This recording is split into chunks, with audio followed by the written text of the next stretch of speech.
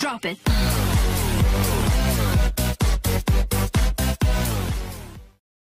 Assalamualaikum warahmatullahi wabarakatuh. Bapak Ibu Guru yang terhormat, sedikit saya akan mengingatkan ataupun juga buat yang belum tahu tentang aplikasi media untuk pembelajaran pada masa COVID-19 ini. Nah, mudah-mudahan aplikasi e-learning ini adalah salah satu bentuk media yang bisa membantu kita. Kita tetap bisa memberikan materi, juga kita tetap bisa bertemu walaupun di udara ataupun di layanan jaringan. Nah, sedikit saya akan mengingatkan juga buat guru yang baru akan sedikit bisa mengetahui bagaimana cara pembelajaran dan menggunakan aplikasi e-learning ini. Langsung saja, saya akan login sebagai guru. Di sini saya masuk login sebagai guru. Tampilan dalam bentuk aplikasi e-learning ini sebetulnya tidak jauh berbeda dengan yang ada di tampilan di siswa. Nah, namun kalau di guru ini lebih di sini lebih banyak menunya juga, karena kalau di guru banyak yang perlu nanti disampaikan, perlu juga yang diisi di dalam setiap menunya. Contoh di sini saat kita masuk berbentuk penampilan di awal ini, di sini ada menu forum madrasah, ada juga kelas online, ada juga kalender pendidikan ya, ada juga komunikasi, juga notifikasi. Nah, di sini yang harus pertama kali kita lakukan saat kita sudah membuka aplikasi e-learning ini adalah membuat kelas online. Klik kelas online, menu kelas online ini, kemudian di situ ada buat kelas online. Nah, saat kalian atau Bapak Ibu membuat kelas online ini, di sini nanti untuk memilih, kami dari tim operator sudah menyediakan beberapa guru ataupun juga jumlah guru yang sudah akunnya sudah diberikan, juga daftar nama siswanya sudah ditentukan dari masing-masing kelasnya. Nah, di sini kita tinggal memilih kelas, salah satu kelas, misalkan Bapak Ibu guru mengajar di kelas 7 contohnya.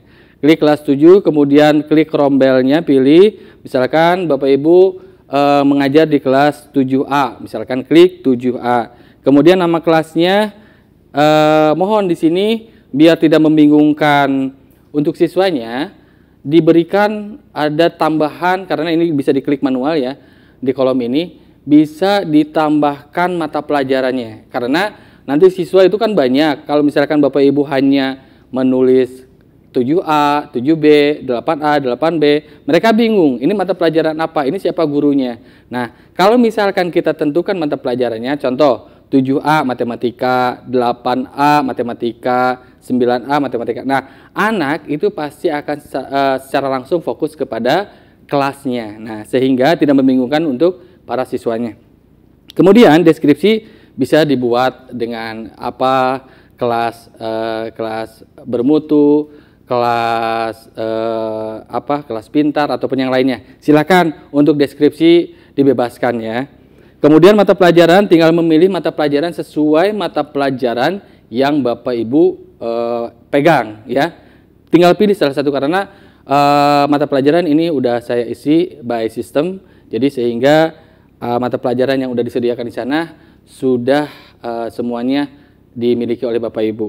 Nah, kemudian untuk agenda di sini tinggal dipilih saja itu pertemuan berapa. Nah, di sini disediakan sampai ke pertemuan 50 ya. Kan nggak mungkin kita sampai 50 pertemuan dalam satu bulan gitu ya. Nah, di sini Bapak Ibu tinggal tentukan aja setiap materi, setiap nanti pertemuannya keberapa. Ini tinggal bebas lah. Nah, setelah ini baru kita buat kelas. Nah, setelah buat kelas, kita yang kedua setelah kita buat kelas, kita undang siswanya. Nah, cara mengundang siswa nanti kita harus secara otomatis ya. Karena apa? Kalau misalkan satu-satu kita lama dan juga ya lumayan lah gitu ya waktunya juga. Nah, kalau misalkan kita mengundang, Bapak Ibu harus tahu dulu mau mengundangnya kelas berapa, dan nanti di sini saat mengundang kelas secara otomatis nama yang ada di dalam kelas kelas online itu secara otomatis ada nanti di sana. Saat Bapak masuk di kelas 7A berarti siswanya pun di situ ada kelas 7A. Nah, sebelum diklik gabungkan semua siswa, Bapak Ibu untuk bisa sekaligus tinggal klik di sini ada menampilkan di sini yang tersedia hanya 10 kan ya, menampilkan 10 data. Nah, kita klik 100 atau 50 lah, biar nanti jumlah siswa yang ada di kelas 7A itu nampak semuanya, dan setelah nampak semuanya baru kita klik gabungkan ya, gabungkan semua siswa. Nah, setelah gabungkan semua siswa, klik OK, kita kemudian cek di absen siswa. Nah, dicek di absensi kelas, di sini absensi kelasnya namanya tertera nggak, masuk nggak ya. Kalau misalkan nggak masuk, nanti berarti kita harus mengundang ulang ya. Pokoknya tandanya untuk udah bergabung ataupun belum, di situ ada. Kalau bergabung warnanya warna biru, belum bergabung.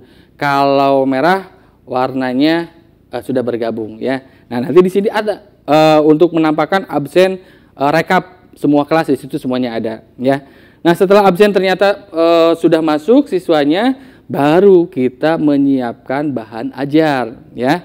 Ini tugas Bapak Ibu guru yang harus dan wajib untuk dilakukan. Yang pertama adalah mengisi standar kompetensi atau KIKD ya. Di sini diisi sesuai dengan KI-nya ataupun KD-nya di dalam setiap mata pelajaran ya. Di buku pegangan juga ada, kemudian di RPP juga ada, di silabus juga ada. Nah, tinggal nanti dilihat dan disesuaikan. Nah, setelah itu adalah KKM-nya kita tentukan. Karena kita kemarin sudah ngebahas waktu rapat guru, untuk KKM udah kita tentukan, maka kita langsung tinggal dipindahkan saja ya. Setelah itu menu yang kedua adalah menu yang selanjutnya, yang ketiga, rencana pembelajaran ataupun RPP. Nah, RPP kita sepakati bahwa RPP yang akan kita gunakan untuk tahun pelajaran ini adalah RPP 1 lembar. Nah, Bapak Ibu tinggal dibuatkan aja dalam rencana pembelajaran di situ. Apa yang tertulis di dalam RPP kita tinggal pindahkan di sini. Karena format RPP yang kita miliki sekarang tidak bisa diupload, Bu, Pak ya. Jadi kita terpaksa harus untuk menulis kembali biar nanti sesuai dengan menu yang disediakan oleh sistem e-learning ini ya. Nah, setelah itu, setelah RPP KIKD udah membuat, kemudian KKM kita udah membuat, kemudian juga rencana pembelajaran kita udah membuat. Ini yang paling terpenting. Satu adalah bahan ajar. Nah, bahan ajar ini Bapak Ibu silakan untuk membuat bahan ajar sekreatif mungkin, sebisa mungkin, seinovatif mungkin. Apapun bentuk dari media pembelajaran ini ataupun juga bahan ajar ini, yang jelas bisa disimak dan bisa dipahami oleh siswa-siswi kita ya. Mau berbentuk video, mau berbentuk artikel, mau berbentuk gambar, ataupun juga mau berbentuk tulisan yang lainnya pun silahkan ya. Yang jelas bisa dicerna ataupun bisa dicermati oleh para siswa kita. Nah, sehingga siswa sendiri tidak terlalu ribet untuk bisa memahami dari materi yang Bapak Ibu guru berikan ya. Jadi bahan ajar ini silahkan sekreatif mungkin. Nah, kita di sini kan sudah punya BLK ya Pak, Bu. Nah, di sini silahkan Bapak Ibu untuk membuat sekreatif mungkin, nanti dibantu dengan kru-kru profesional dari tenaga ahli tim BLK untuk membuat video media pembelajaran. Bapak Ibu seperti yang ada di ruang guru lah. Nah, kalau ruang guru kan gurunya lain ya, disimak oleh siswa-siswa kita. Nah, kalau kini yang memberikan materinya kita, gurunya yang disimak oleh siswa kita ya Bu, Pak. Jadi silakan nanti untuk bisa sekreatif mungkin membuat media pembelajaran. Karena pada musim seperti ini memang kita dituntut untuk bisa ya, untuk bisa sedemikian mungkin, sedemikian rupa mungkin, kita benar-benar harus dituntut kreatif dalam bisa memberikan materi kepada anak-anak didik kita ya. Ya mudah-mudahan masa-masa seperti ini tidak terlalu panjang gitu ya, mudah-mudahan segera berakhir. Nah, lanjut lagi seterusnya. Setelah bahan ajar Bapak Ibu buat, nanti bisa diupload ya. dengan catatan tidak lebih dari 15 menit. Karena size-nya juga nanti diperhatikan. Khawatir nanti Bapak Ibu membuat terus tidak bisa teruploadkan. Jadi dibuat sesederhana mungkin, tapi sesuai dengan KIKD-nya, juga RPP-nya sesuai gitu ya. Nah nanti untuk bentuk size ataupun ukuran mah nantilah sama tim BLK juga bisa ya. Nah kemudian setelah itu Bapak Ibu membuat bahan ajar udah selesai, baru Bapak Ibu mengadakan sebuah pretest ataupun juga berbentuk pertanyaan, kuis ataupun berbentuk apapun itu nanti untuk interaksi dengan siswa gitu ya. Nah, di sini ada menu tentang penilaian pengetahuan ya ataupun juga biasa kita kenal KI3. Nah, KI3 ini tentang pengetahuan. Pengetahuan ini Bapak Ibu memberikan tugasnya itu bisa berbentuk dengan membuat tulisan ataupun juga bentuk-bentuknya masukan-masukan dari siswa lah ataupun tanggapan-tanggapan maksudnya ya. Tanggapan-tanggapan dari siswa itu apa. Nah, kemudian yang selanjutnya adalah penilaian akhir semester. Nah, penilaian akhir semester ini biasanya kita lakukan penilaian akhir semester biasanya kita lakukan di akhir semester kan ya. Nah, ada juga UTS, ada juga ulangan harian. Ini bisa dilakukan di sini. Ada menunya, ada komplit. Bapak Ibu mau ngerjain UTS, mau mengadakan UTS sama siswa silahkan boleh. Ataupun juga mau mengadakan ulangan harian dengan menggunakan CBT ini bisa gitu ya. Alhamdulillah untuk di e-learning ini sangat komplit sekali Bapak Ibu, karena e-learning ini memang disuguhkan kita untuk bisa menghadapi dari musim seperti ini. Ya walaupun nanti musim ini segera berakhir, kita tetap masih menggunakan e-learning karena e-learning ini adalah salah satu media untuk pembelajaran kita. Walaupun kita bisa tetap muka dengan anak, tapi tetap kita juga nanti saat anak mengerjakan tugas, membuat tugas, kita bisa menggunakan e-learning ini. Dan ada satu lagi penilaian keterampilan KI4. Ini bisa siswa untuk mengupload dari video yang dia buat ataupun gambar yang dia buat di situ ada. Nah, tapi nanti kita harus ada pengaturan sehingga siswa itu bisa mengupload dan kita bisa menyimak dari apa yang diupload oleh siswa-siswi kita ya.